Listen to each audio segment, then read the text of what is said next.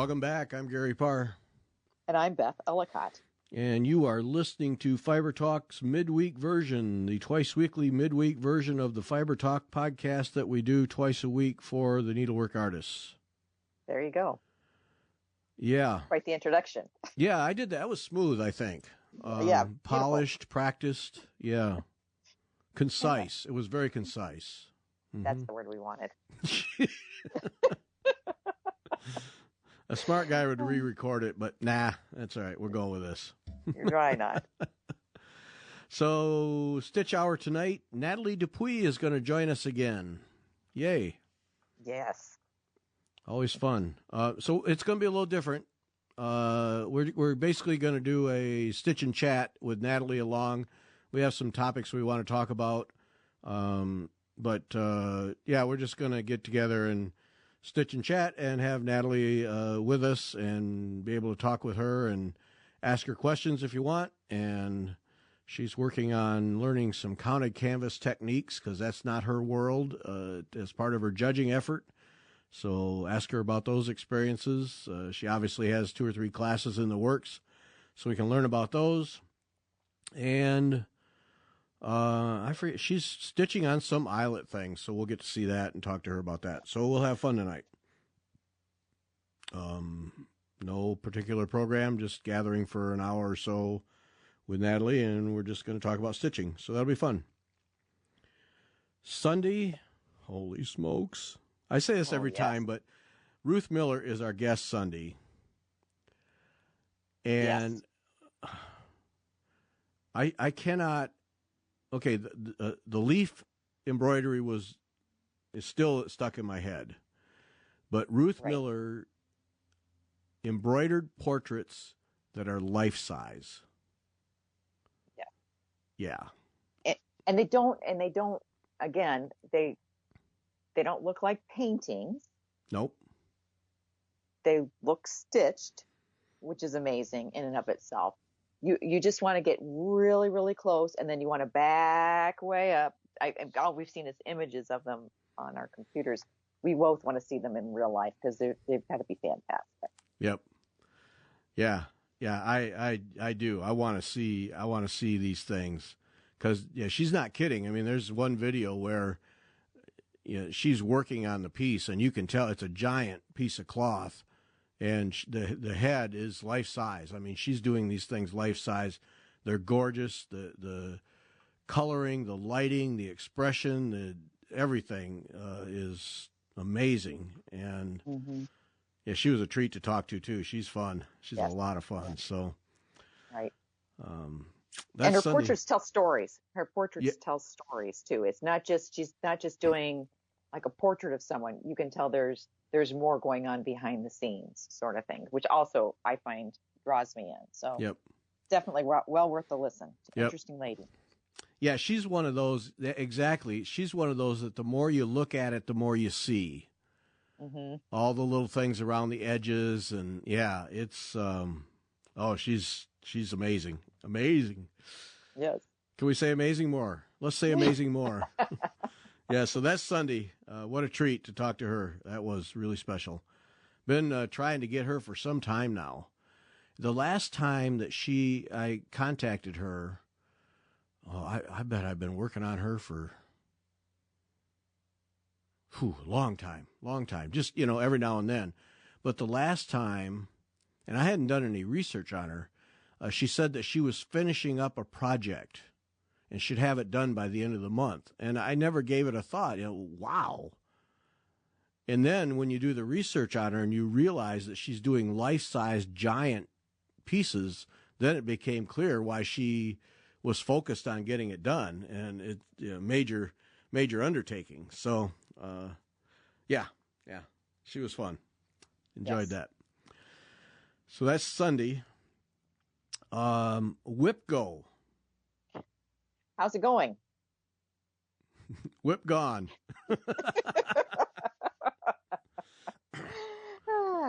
Okay, numbers for this for February are 5 and 17.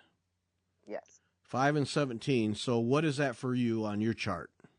More Than a Rose and the lizard canvas, the painted canvas, which for me is great because I have to get the More Than a Rose is a group correspondence course, and I must get that done here by June, July. So it's one of those things that I like working on it once I get started on it, but sometimes getting that like extra push to put a needle and thread and get started, because it's a few different stitches. I'm learning something new.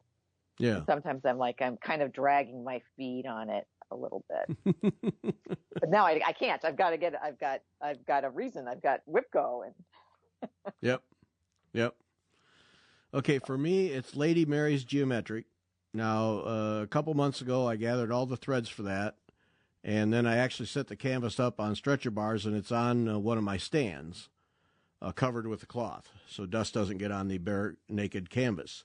So that one's ready to go. I just got to start, so that'll be fun. I've been wanting to get to that. And then the other one is Take Wing, the sampler Take Wing, and so by Mojo Stitches. Yes. So nice. that one I have everything. I just have to actually put it on scroll bars and start. So, yeah. But I might just do that in a hoop. Sure, why not? I think I might. Well, and that one is intriguing to me because you're going to use the cottage garden threads, correct? That is correct. Yes. Mm-hmm. So you don't normally like variegated threads. Right. So I'm really curious to see how you like working with those. Yeah, that makes two of us who's curious. Yep. Mm-hmm. I think you might like it. I think because they're not. Yeah, I'm curious. Mm-hmm.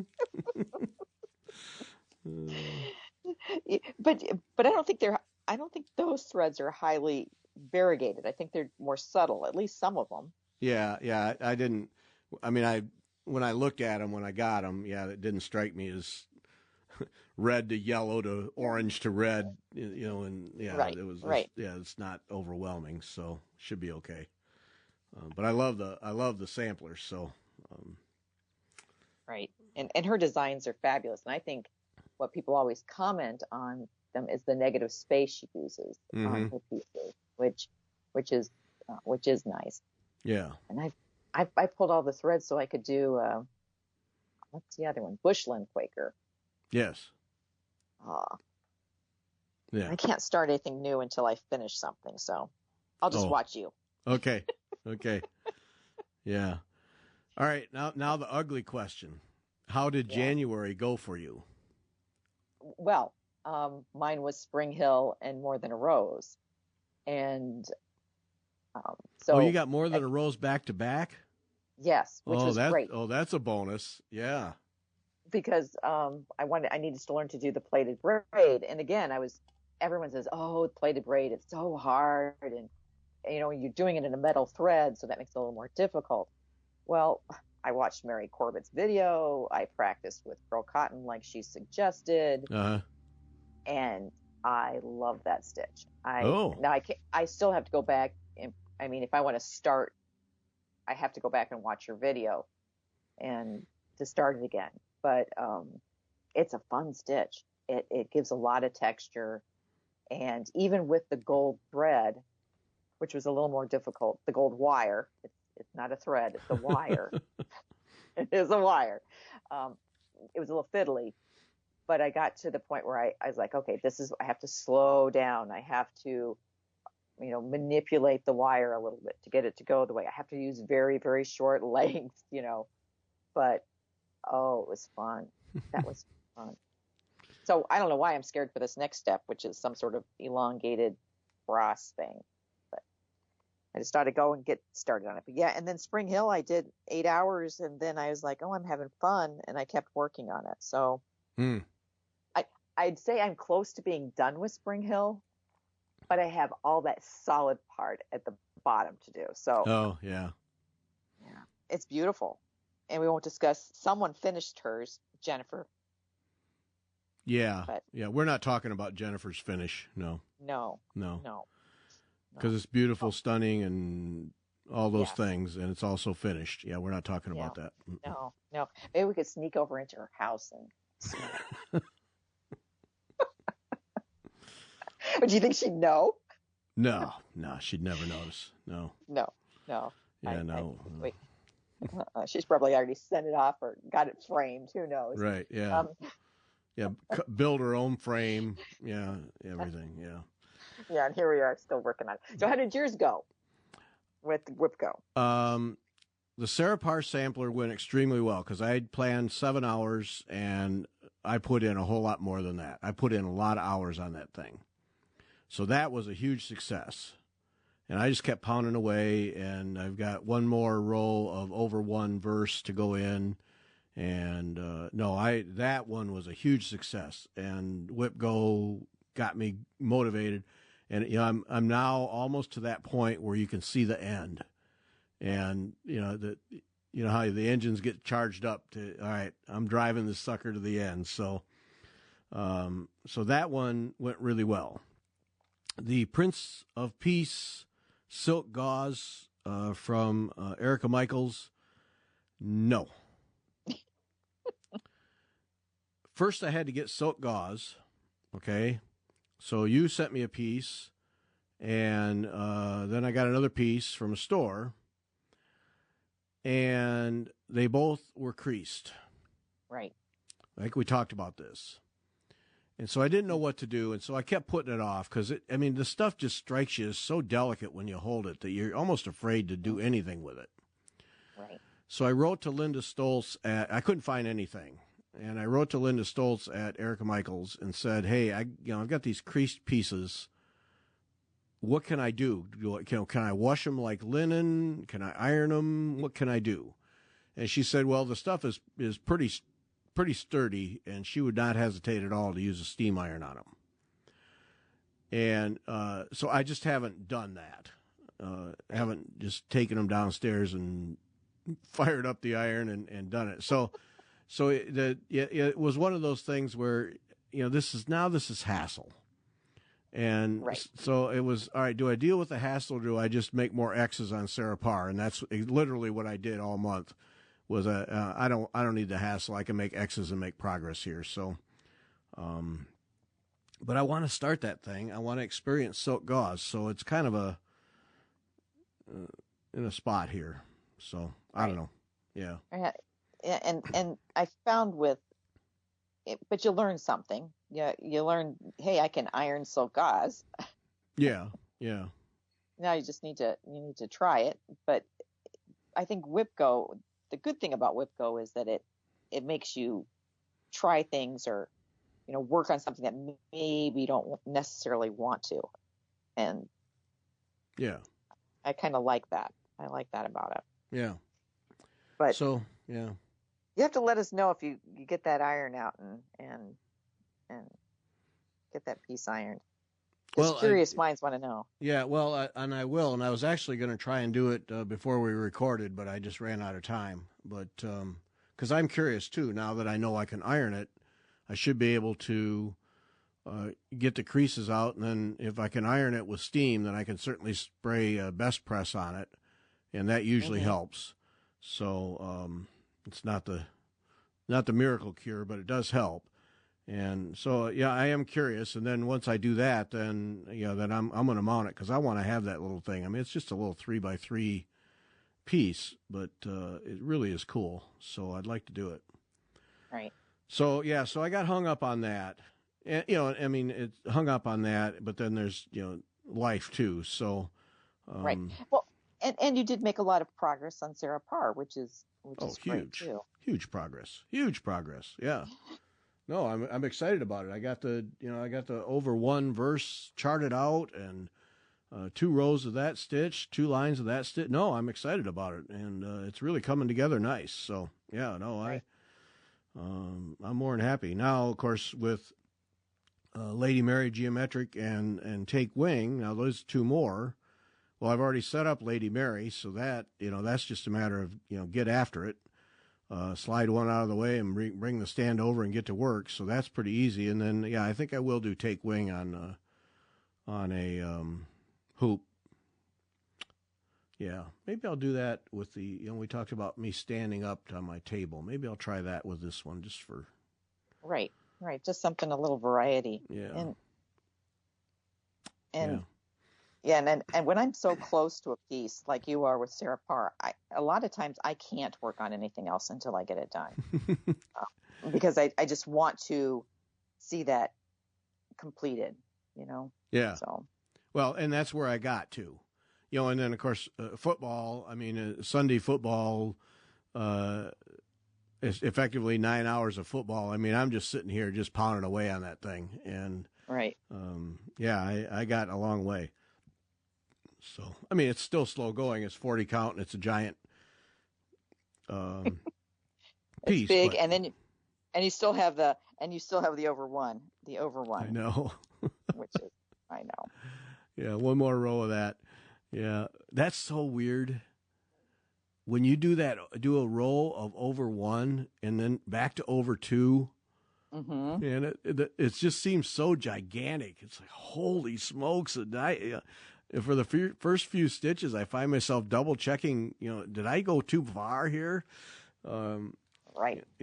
Yeah, it's really weird. And then you get oriented, and then it's back to just normal. Yeah.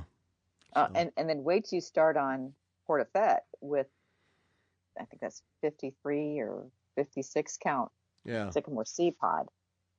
And when you're working on that is so tiny. Yeah. And then you look at 40 count and you're like, oh, I can see this without a problem. Yep. Spread my arms. I got room. Yeah, I got to write to Jean and find out if she's able to get spools of thread. I'd like to get started on that. Are you doing that on the hoop? Yes, I am. That's why every photo is so wrinkled, because I don't ironing it. Yeah, we don't iron. Okay, because we talked about doing that old school on a hoop, so I got to write to Jean and find out what's going on. What's going on is she's probably so busy that she forgot about me, but which is understandable, Right. She had an event here, and she's got more important things than me to worry about, so I'll have to do that. So I'm we're in month 2, but I'm still charged up about WIPGO. It's put some structure here, so I think it's good. You're right. Yeah. Right. Yep. Yeah, and and I wasn't frustrated that I didn't get to the silk gauze thing, because I was making progress on the other one, so I didn't feel like I was failing.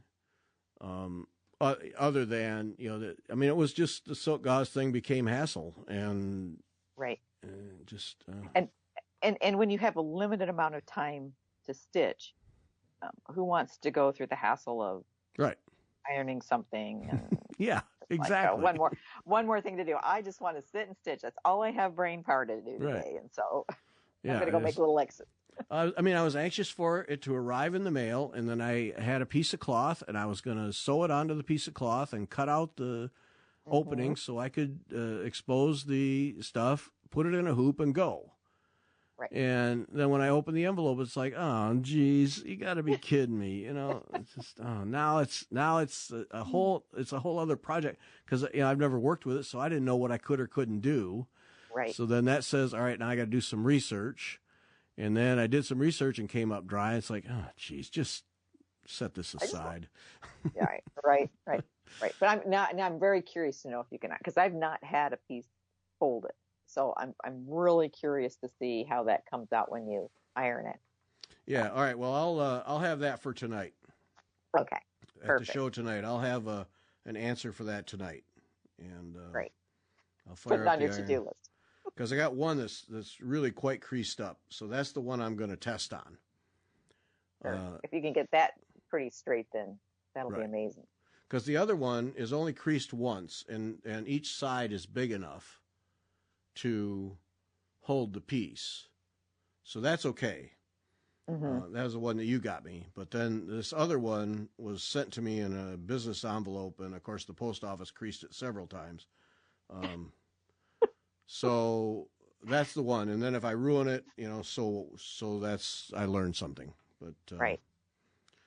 But even I've had them laying out here for now a couple of weeks, just laying out, hoping they'd relax a little bit. You got to be kidding me. No. And I have taken things that have been creased and hung them in the bathroom so they could be like the steam from the shower. Oh, okay, maybe that'll help a little bit. It doesn't, but it was a thought. Okay, well, steam iron, we'll see what happens. So I'll have that for tonight's show. I'll have a report, a full report. Okay. A full report. Okay, yes, good. I can do that. I can do that. Good. Hey, my magnifier light broke. And how did that happen, Gary? Well, it didn't break. Okay. So, somebody helped me. Somebody helped you. You know, I wish I had looked up the name, but somebody posted after the last time we talked about it. I think she posted on the YouTube post and said it is broken. It doesn't work like it's supposed to. Replace it. and I sat on that because I thought, yeah, she's right. And then I just spur of the moment here a few days ago, I just said, yeah, I'm done with that piece because what it's one of those gooseneck flexible metal thing necks, you know, that'll bend any way you want, and it was so floppy that what I'd gotten really good at doing is bending it and knowing how far it was going to flop. So, you know, so that it would end up in the right position. You know what I mean? Oh. And then a little adjustment here and there, and then I had it in the spot. I mean, I'd gotten really good at that. And so it was she just put the seed in my head, and why am I dealing with this? So I just up and bought. I got a Bright Tech Light View Pro rolling base lamp.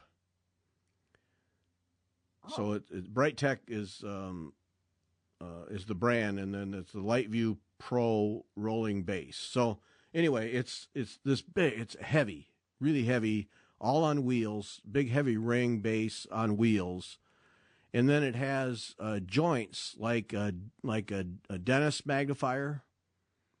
Mm-hmm. You know, because it's arms, it's solid arms that are on joints, and so you move it to where you want it, and it stays there.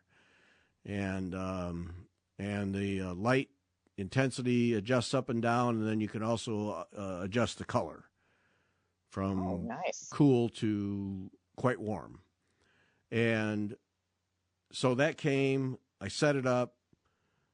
Holy smokes, Beth. Are you happy? You put the magnifier where you want it, and you know what? It stays right there. Wow. Amazing. It took me a little bit to realize, because I'm ready to adjust, and then I can go, and then don't move it, you know. And this thing now just it stays where it's supposed to, and then you lift it back up to get it out of the way, and then you put it back, and it stays where it's supposed to. So, thanks to whoever that was, because she was right. Mine was broken, and this is very nice. Yay. Yeah, and it's It's 2 1/4 magnifier, because my old one was 2, and this is 2 1/4. And on 40 count, that's just enough more to give you. Oh, it's very nice, very nice. Yeah, it comes in different, so you can get it in different magnifications. Then. Yeah, I think it was 1.75 and 2.25 were the two options. So I went with the higher one because mine was already 2. So I thought, well, a little bit more, because you can go too much. Right. And then they're hard to look at. But no, this is just right. Yeah. So I'm pleased with it. Yay. Stays where it wants. And I like the fact that it's on wheels, because this Sarah Parr is on a long set of scroll bars. And so then, if I move across, then I would have to get up and go move the old stand across, left to right. And this one, you just grab it and drag it, and it rolls over, and it's wonderful. So, yep. Oh, good. Yay. That's a good thing. Yep.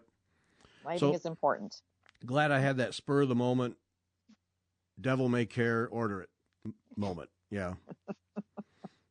Got what you needed, the right tools for the job. I didn't realize how much I was putting up with that old one. Jeez. Because that's what I did. I knew how far it was going to drop down once I released it, so I could adjust. That should be about right. Flop. Oh, not quite. Move it up just a bit. Try to. That'll work. Good to go. So yeah. Oh, yeah. Yeah. Better off with this one. Yeah, So much that was nicer. good. Yep. Yay. That's great. That is great. Yep. Oh, I thought you were going to say something profound. Me? I had to pause there. I thought, here. Oh, Beth's got something. Nope. Okay, making an observation here. Making an observation. And you made the same observation when you sent me things that you wanted to talk about. It seems that we've entered a new phase of online class project availability. Yes. And it's interesting. It seems almost like people are getting a little bit overloaded. There are so many options out there. Yeah. And I was thinking this morning, I went for a walk and I was thinking about, well, when this first started, when COVID first started, I kind of knew about certain retreats. Like I knew the Attic had one. I think I'd heard that like Acorns and Threads had one. I think Kim did her first soiree the year before, maybe, or in 2019. I can't remember. But Yeah. You really didn't know. I mean, I didn't know about all the retreats and things that went on. And then everyone was starting to do the floss tubes. You started hearing more about the retreats, and then we shut down. And then we had and then people went to online, and it started as a little trickle, but now it seems like it's a flood. Yes. Yeah, it was interesting that we both made the same observation. Yeah, you're exactly right. It seems like we're at flood stage. But I mean, there's just a million options. People got over the technology issue, right? And have seen the availability of an ability to relatively easily put on events online. Mm-hmm. And then now we're starting to see people meet face to face, getting more and more of that. So it's interesting that the pendulum now seems to be all the way to the one end or the other, whatever, right or left, doesn't matter. And that there's just a ton of choices. And right. So then what does that mean? Does that mean that everybody who's offering classes has trouble filling them? Or does that mean that more people have more options, so everybody who wants to take a class online or live can do so because they aren't filling up so fast? I think it's nice for the needle worker because you do have so many options. Yeah. You can pick and choose, and you do have to choose. I mean, because there's no way you could do everything. Right. As much as I'd like to. So like the Debbie Rowley class, I did sign up for the Angles class because I realized that had been one of those classes. Every time it came up, I wanted to take it. And I thought, this might be one of the last times she offers that as a class. And I have members in my guild I set out a little feeler. I said, how many people have this? And I have at least 3 or 4 members of my guild that admitted to having it, have started it and not finished it. And I thought, okay, that would be fun to do in my small guild as a study group. Do a small group, even with them at a later date. But there are so many classes out there that, you do have to pick and choose. And you have to decide, okay, is this class something I want to take? Do you are you a project person? Do you want to have the project at the end of it? Or are you a person who's more interested in learning a technique and you're not so much interested in the project itself?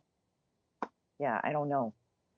There's just so many options. Yeah, it's going to be interesting to see how it plays out. But I think you're right. You think of it like the housing market, where lately the housing market has been not enough houses for a whole lot of people. Well, this is the flip side of that, in that there's a whole lot of classes for the same amount of people. I mean, there's a whole lot more classes for pretty much the same amount of people. So, yeah, there's plenty of choices to be made. And then I think about, all right, when it comes to those choices, now there's a huge plus. Because take, for instance, we talked about Natalie Dupuis' class with her ribbons, be ribboned. Mm-hmm. Now, if you want to do a little trial and see if you can learn gold work, I mean, and experience that, this is a nice small project to take from an excellent teacher, and you can expose yourself to gold work and see if you enjoy it. Right. And yeah, so there's another side of it. Right. And Natalie is such an excellent teacher. You're not just going to learn about the technique gold work. You're going to reading the description in it, you're going to learn something about color, which to me is a much more interesting part of that, because color is so elusive sometimes. If you don't already have a good color sense, or already haven't taken classes in color, she incorporates that, I do believe, into this class, which I think is, so you're learning two things. You're not just learning gold work, you're learning something about color, which makes it a much more valuable class. There's another one being offered by Kate, and I don't know how to pronounce her name, Diud. How do you pronounce that? Duguid. She's doing something called Stitching Colors of the Sea. And again, that's a super advanced class, online. And wow, it would be great to take that class.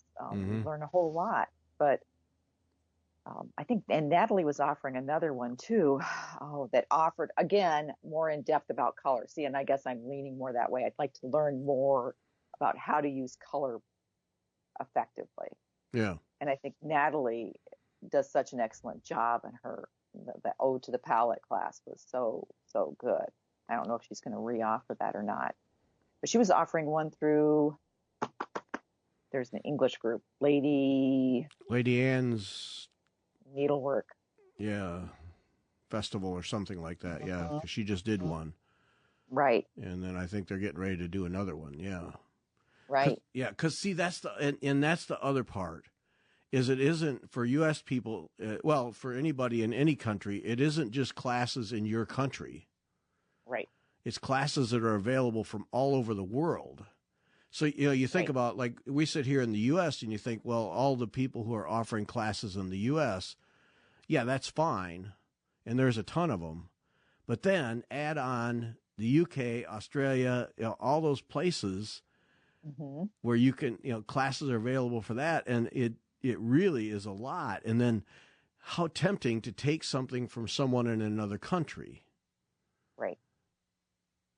And yeah, so it's really good, but then you hope that, I mean, the pendulum has to swing back eventually, but you hope that the designers all have enough success in terms of filling their classes that they don't start cutting back.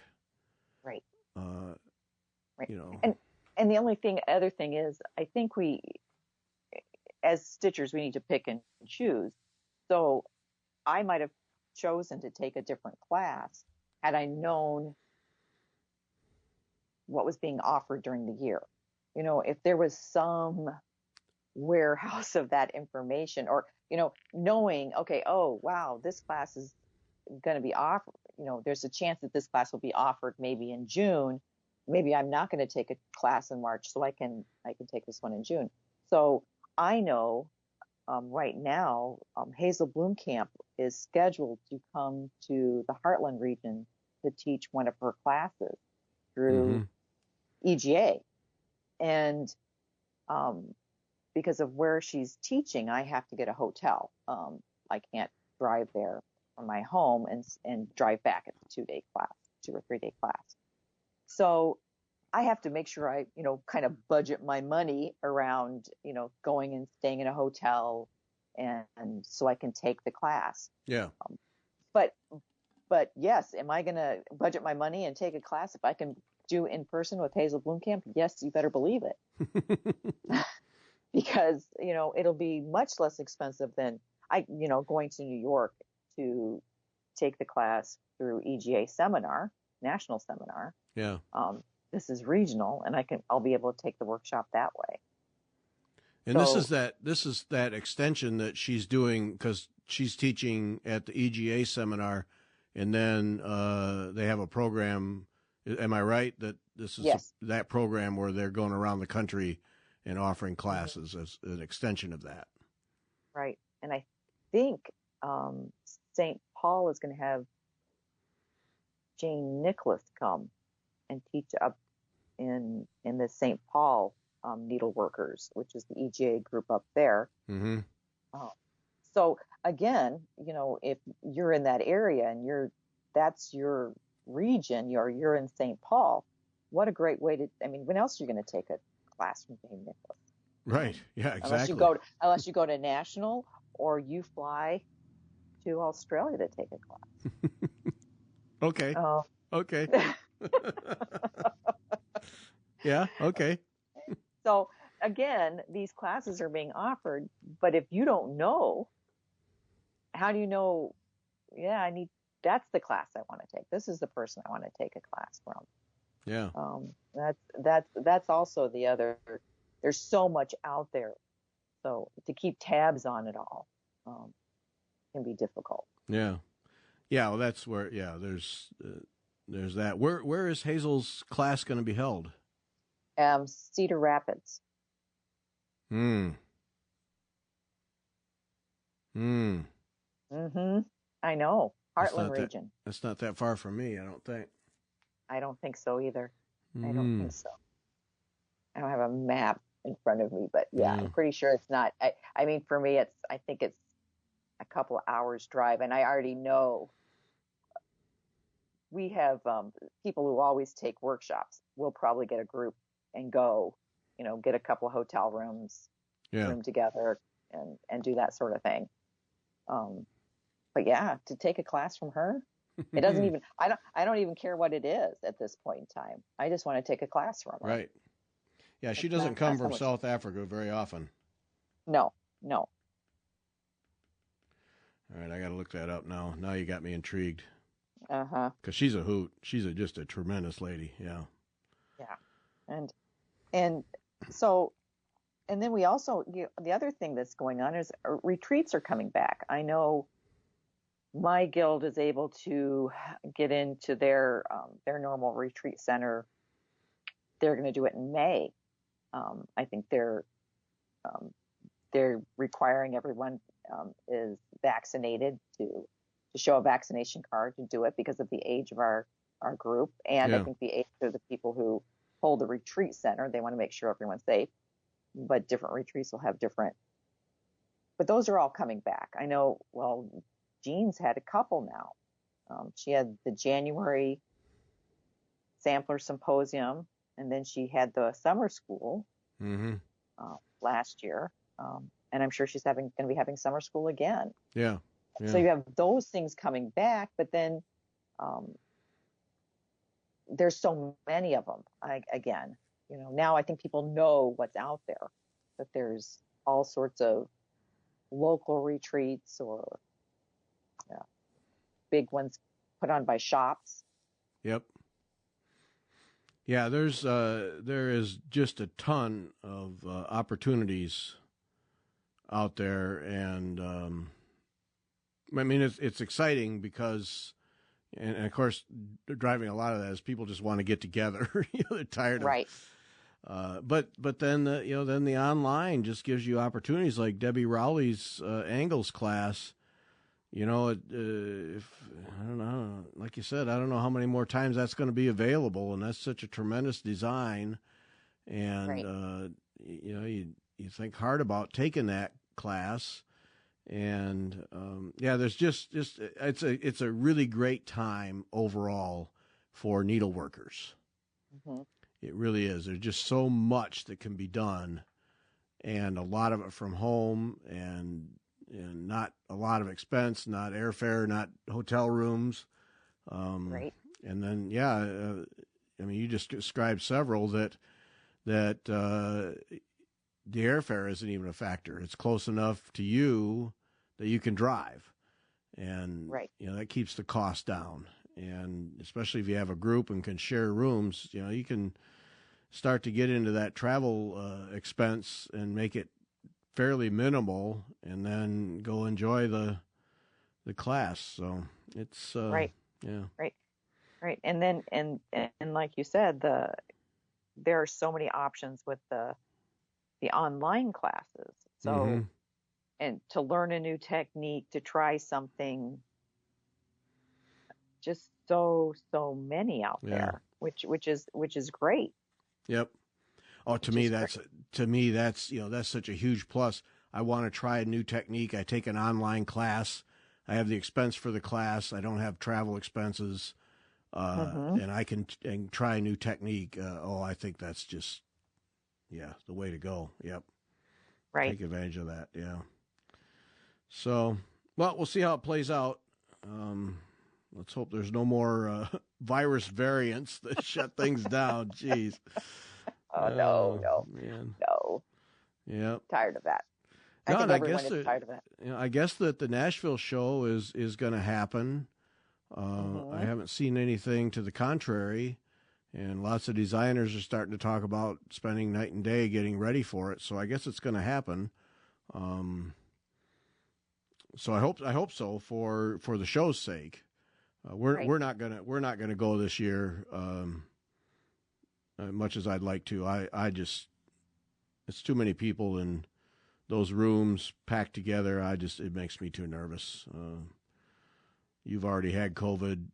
I'm not signing up for it. I don't recommend it. I don't recommend it. Yeah, I mean, I'm fully boosted and everything, but I don't even want the mild version where it just feels like a flu for a couple days. I just don't want it in me. No. So, no. And that it is nice that they're able to do that. But I know I've seen a few shops or designers saying we won't be at Nashville, but so and so is going to display our stuff. Okay. So people are taking precautions, which is good. You got to do your own safety level there on that. But it will be interesting to see. What I'm looking forward to is you've got all these designers and shops and people, they're friends. They've known each other for years. Right. And they're going to get together at this event. And I kind of would like to be a fly on the wall and hear the design ideas that come out of that, because that I think will push some new and some fresh design, because that's how artists feed each other, get fed. They say, well, I saw this and let me show you this image. And I thought of this, and someone will say, oh, wow, I see. And, it'll start growing. I just know that will happen. Yeah.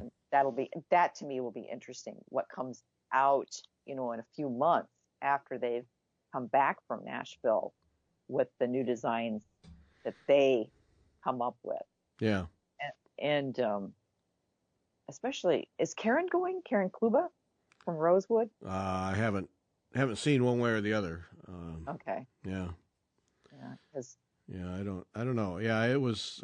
I really wish we could go. I'm just not comfortable. Mm-hmm. I'm just not. Right. Just can't. And totally understandable. Can't get past it. I just do not want that stuff in my lungs. And, yeah. Even the mild version. Thank you. No. Yeah. Yeah. So, no one wants it. Yeah. So so that, obviously that apparently is going to happen. We'll see how that plays out. I hope it's successful. Boy, I remember. I hope so too. What the last one was. That was the March just before everything hit. I remember, people wondering, do we shake hands? Can we hug? Can we, what can we do? And then who knew that 2+ years ago we were going to go through this ride? Jeez. Right. So, Yeah, I don't know. We'll see. We'll see how it plays out. You asked a question about why do we both like large projects? Yes. Why is that? I couldn't come up with an answer.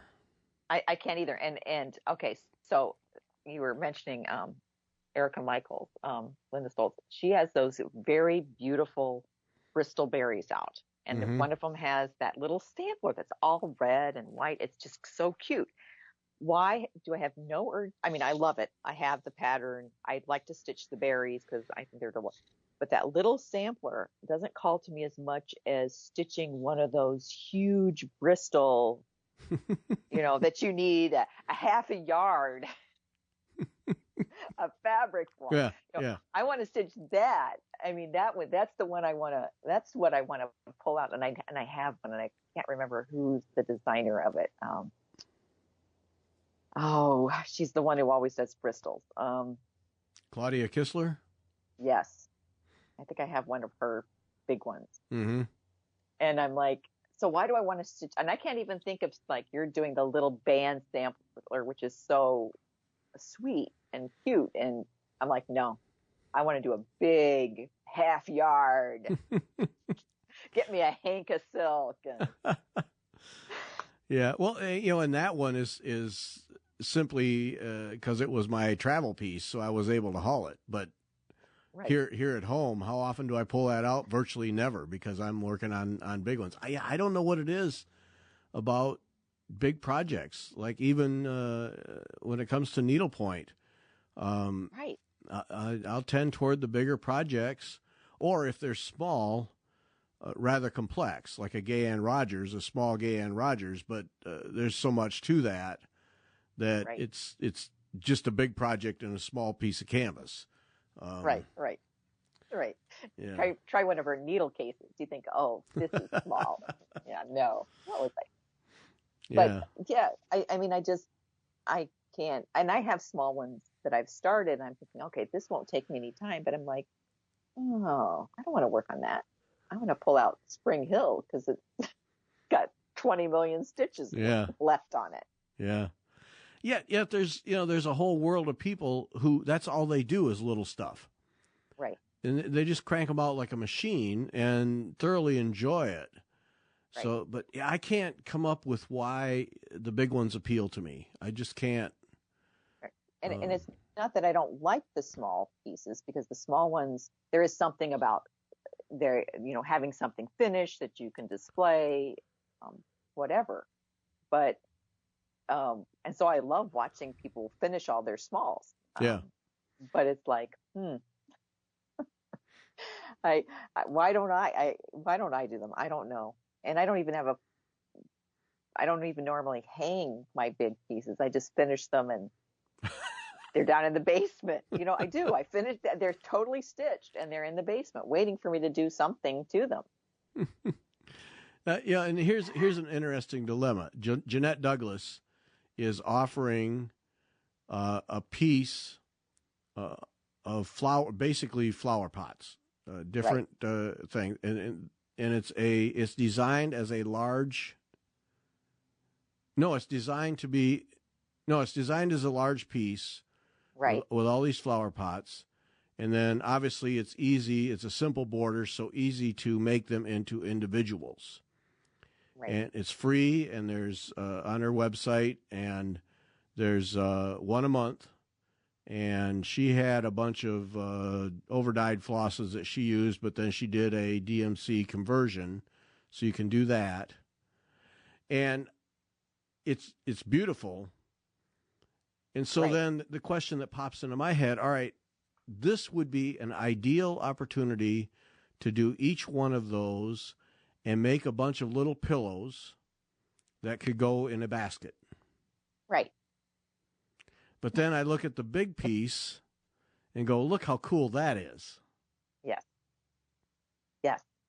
I did the same thing. And I thought, and someone did a really nice finish I saw on Instagram of their pillow with the fabric at the bottom, maybe a little rickrack. And I thought, oh, that is just wouldn't that look so neat in that wooden bowl my mother-in-law gave me? I had all 12 in there, and yeah. And so that one has me dead center, because I think it would be fun to do, but okay, do I buy a big piece of cloth and cut it up, or do I buy a big piece of cloth and do them? Right. I don't know. Right. I don't know. Yeah. And it'd be nice to have those small little finishes. I don't know, I read somewhere that when you finish something, it kind of sparks something in your brain, like kind of like an endorphin rush sort of thing. So when you have a project that you have a finish on it, that it does something for you mentally, and like, okay, great. But how come then I have all these unfinished projects that, I don't know, I guess. Yeah, I don't get that. I mean, it's fun to get them finished. I just enjoy working on them. So, yeah, I don't get that. Yeah. And that must be, I'm sure that's what drives a lot of people who do smalls is the completion factor. I got it done. Right. Yay. I got it done. I got another one done. I got 10 done this month. Oh, yeah. Right. Right. And especially if you use them to display, or you use them as gifts. I do have a friend who finishes a lot of things, and she gives them. She gives her stuff away. Uh-huh. Yeah, I'm not that generous. You'd rather they sat in the dark in the basement. Yeah. Yes. All right, we're not going to explore that today. No. Not going to explore good. No, That's we'll just leave that lie right there. Mm-hmm. Yeah. Yeah. It's better for us all, I think. Yeah. So I don't know. Yeah, I don't know what it is about large pieces, but I ain't changing my approach. Mm-mm. Nope. Not going to start a bunch of smalls then? Nah. I have some. I have a whole bunch of them, but I don't know. They just, whatever. Right. Well, and like the Erica Michaels strawberries, because you got the Bristol berries. Right. Right. Now, see, those really, I